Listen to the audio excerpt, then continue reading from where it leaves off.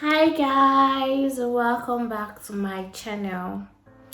So today we're going to be talking about the UK visa application, and guys, this video is going to be super long, super detailed, and I think I'm going to be doing a part 2 of this video because it's going to be extremely detailed.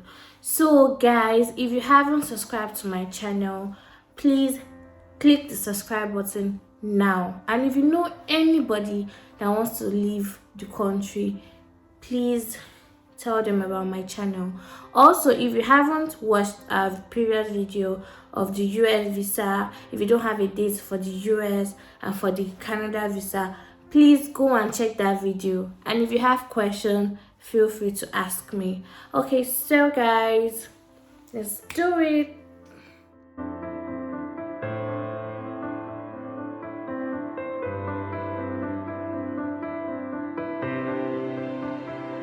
Okay guys, so welcome from the short break.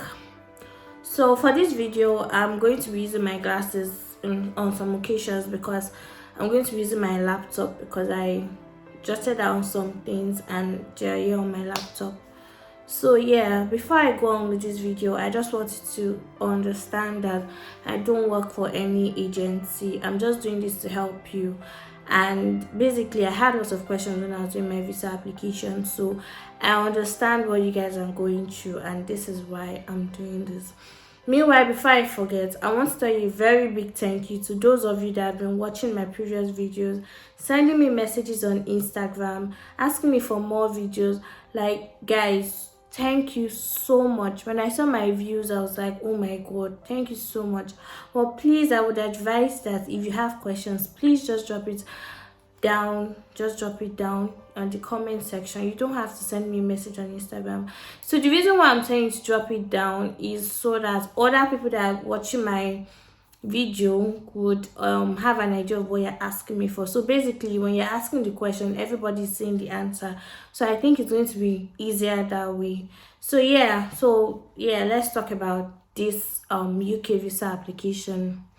Okay guys, so I'm starting with my story. So after I got feedback from Canada and US, after that I was quite down.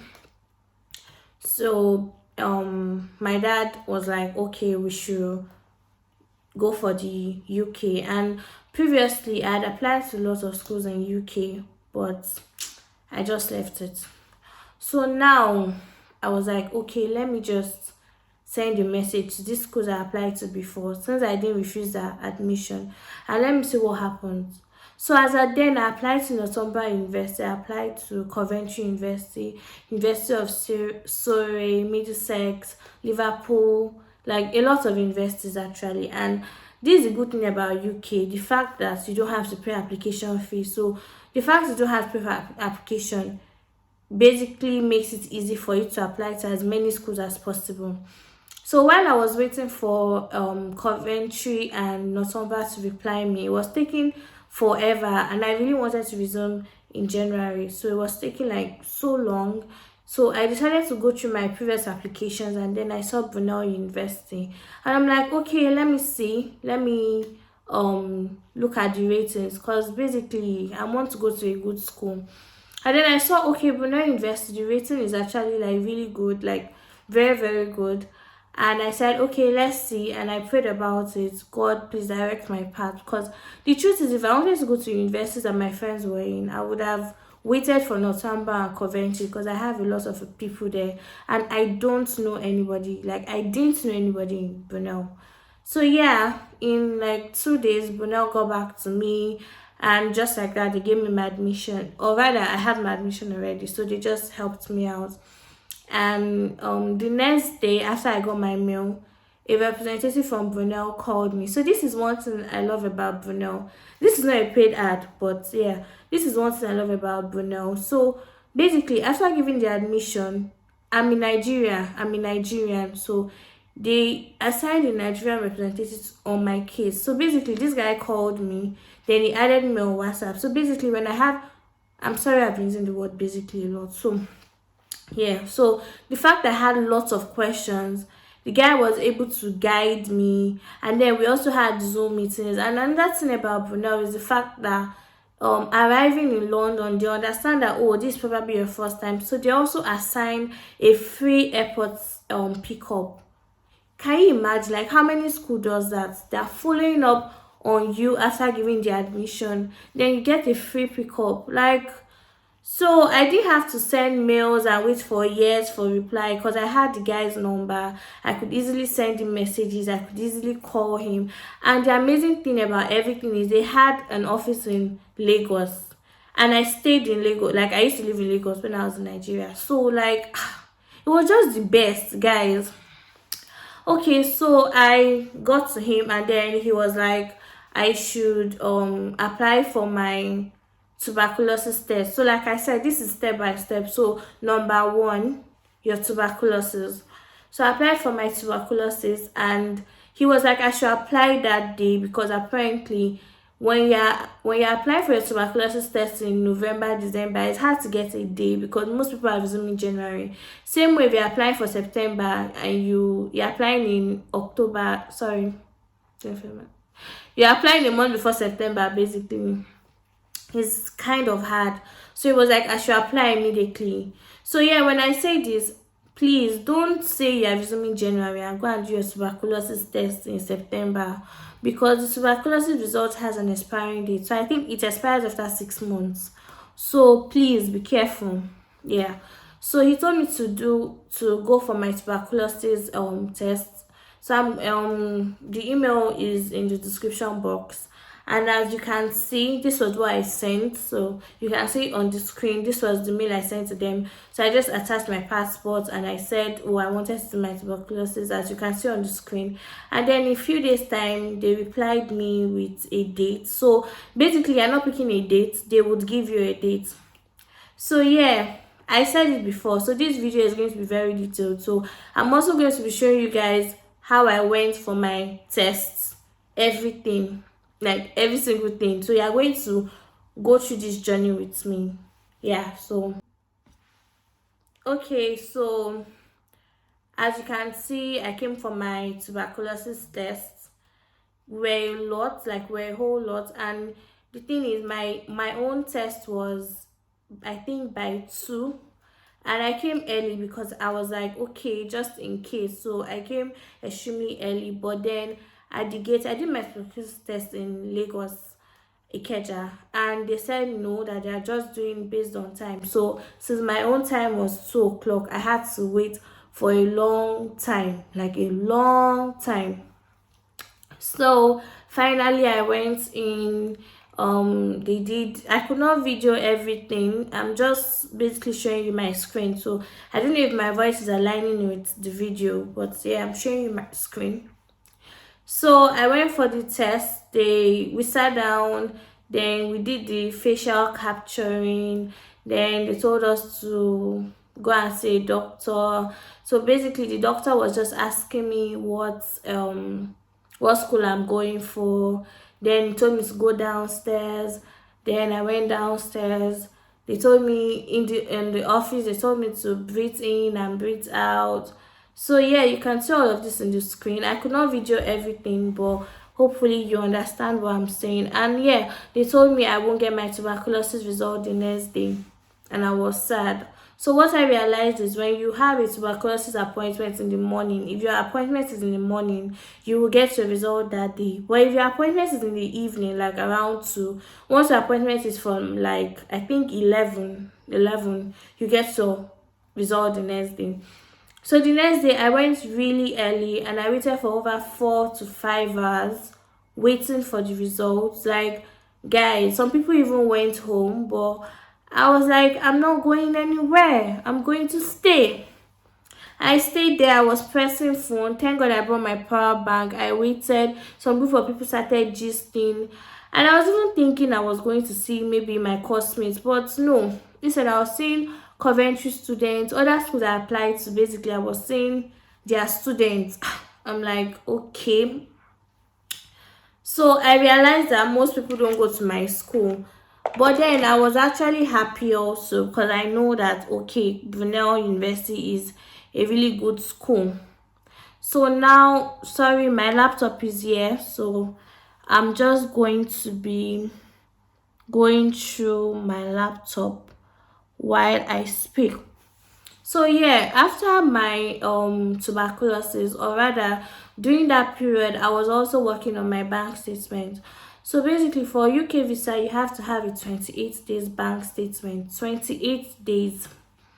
And for me, I use my bank statement, I use my dad's bank statement. So basically, I have Naira and dollar account. So I use both, and then I use my dad's Naira and dollar account.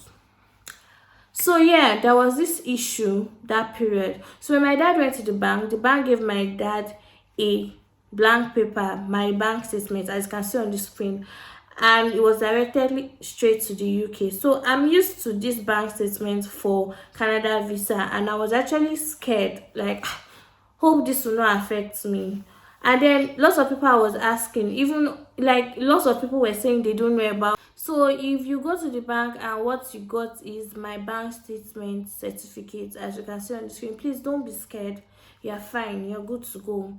So now, yeah, the bank statement. So basically, when you're applying for the UK, there are two sections. Either you're applying for London. So when I was applying, I do not know the difference. I will not lie to you guys. I don't know the difference. I just took it that London is everything, is the same thing. So yeah, when you're talking about UK has Coventry, UK has Birmingham. See, as you can see on the screen, I've listed some places. So yeah, so London is totally different from that, but UK is like United Kingdom. It's just like Nigeria, and then in Nigeria you have Abuja. Then Abuja is Abuja. Then you have Lagos, and then in Lagos you have Ikeja. You understand. So that's how it is. So yeah, when you apply for your visa, if your school is in London, you should have 12,006 pounds in your bank statement for a minimum of a month, 1 month. So you should have that in your bank statement. And when you're having that, also have the balance of your school fees. So let's say your school fees is about just an example, let's say your school fees is £6,000, and let's say you've paid £2,000. So that would be remaining £4,000. So now, if your school is in London, you're going to have your £12,006 plus your £4,000, which is the balance of your school fees. I hope you get me. If you don't get me, please leave a comment down below.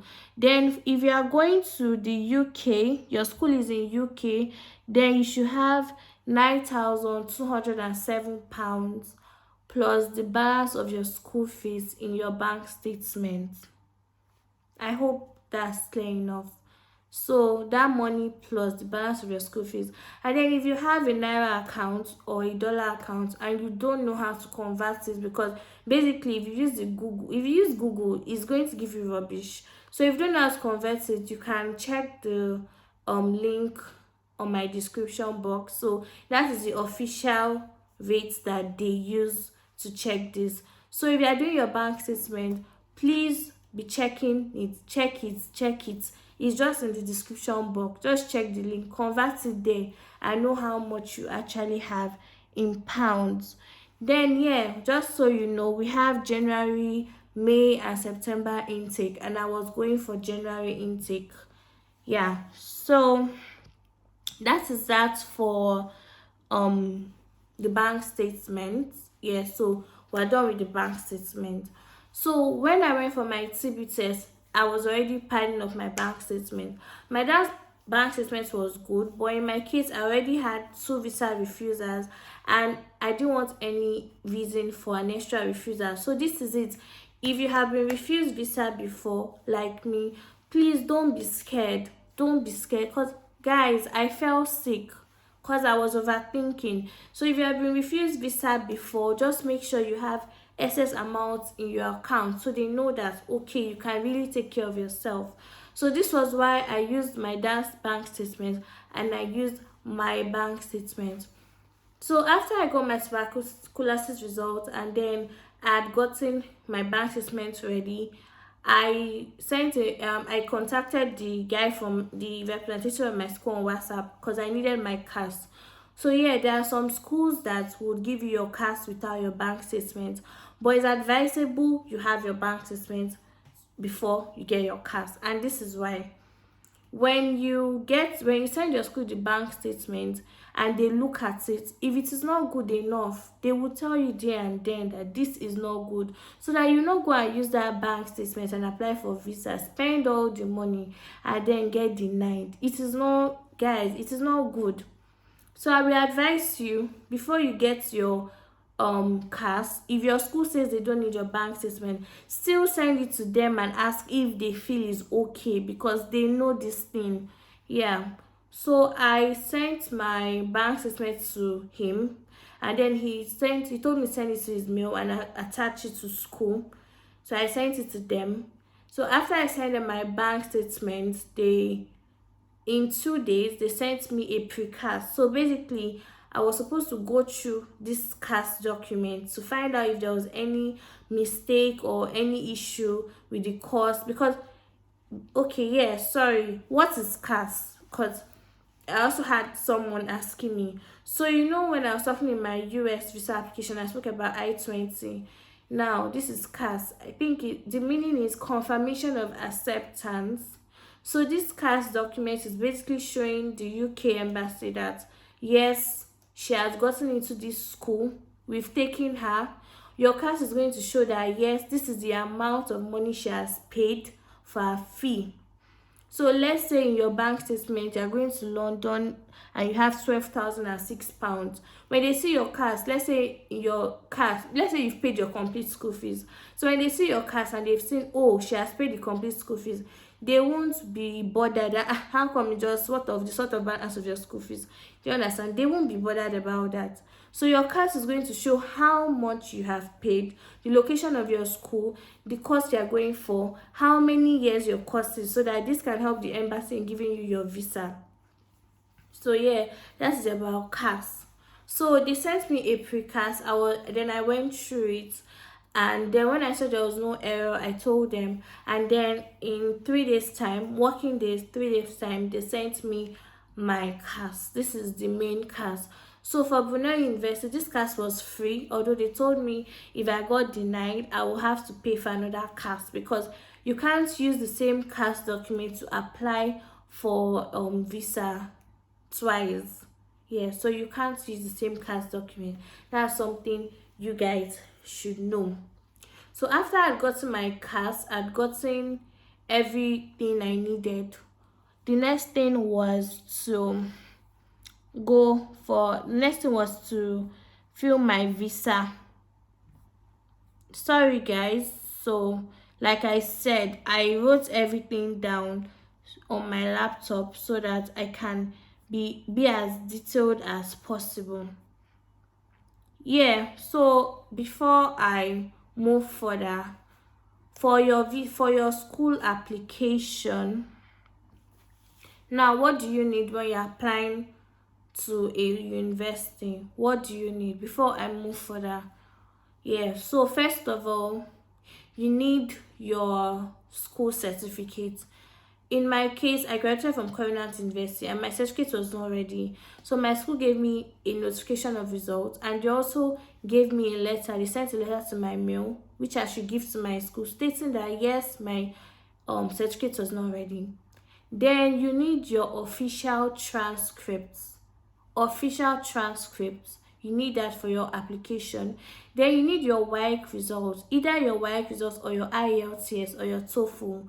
In my case, I already wrote my IELTS because of Canada, so I just submitted that. So basically, they're going to use this to check your English language. If you are good in English, what you got in your WAEC or your IELTS. So you are going to need that. Then definitely you are going to need your passport. Yeah, you're going to need your passports for your visa application.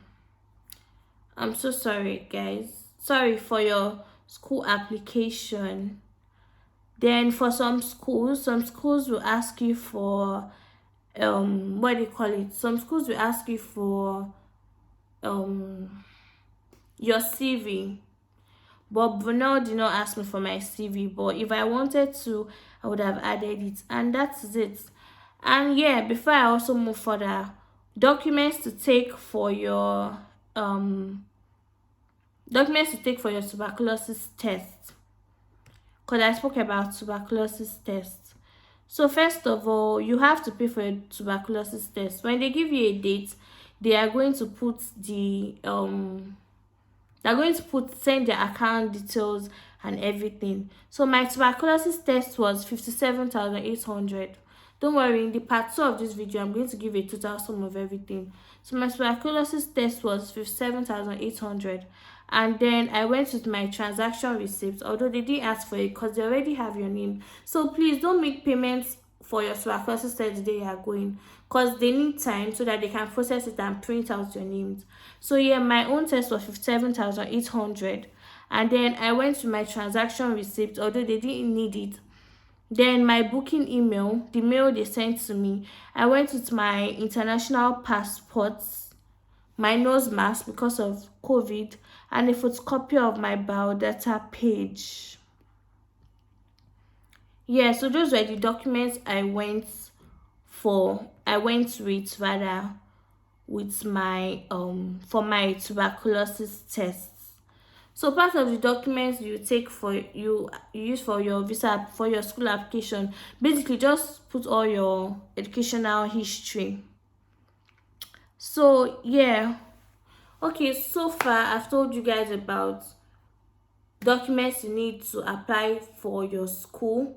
I've told you guys about booking your tuberculosis tests.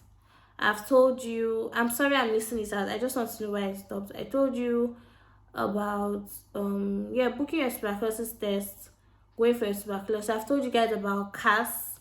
So what is left right now is going to the UK embassy, doing your visa application and all of that. So that would be in the next video. That will be in my part 2 of this video, because if I keep on talking, this video is going to be really long. So yeah, so I'm going to end it here, and I will be dropping a part 2 of this video in 2 weeks. Yeah, because I'm trying my best to upload videos every 2 weeks. I'm trying to be consistent. So I'll be dropping the part 2 of this video in 2 weeks time. And if you are watching this video and it's already past 2 weeks, you can just check for my next video. Yeah, so you can just check it. It's going to be there, part 2 of this video. So once again, thank you guys for watching this video. Thank you for subscribing. Thank you for sharing. If you have any question that I haven't answered, please drop it at the description box. And if it's compulsory for me to make a video on this question you asked, I will definitely do that. Thank you so much, guys. I love you all. Bye bye.